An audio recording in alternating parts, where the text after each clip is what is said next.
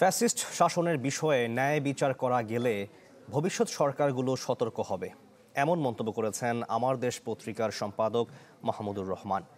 শেখ হাসিনার বিরুদ্ধে দ্বিতীয় দিনের সাক্ষ্য শেষে তিনি বলেন, ন্যায় বিচার নিশ্চিত হলে জুলাই যোদ্ধা ও শহীদ পরিবারের শোক কিছুটা হলেও কমবে।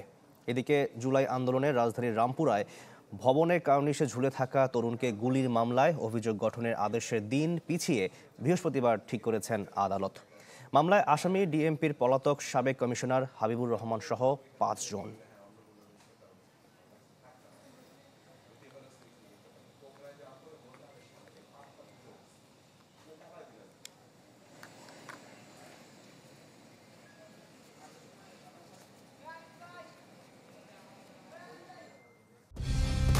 কালার এক্সপার্ট, জর্জ স্যাপ এবং মাইল্ড অন হ্যান্ডস টেকনোলজি সমৃদ্ধ অরিক্স ক্রিস্টাল ওয়াশ আপনার লন্ড্রি এক্সপার্ট।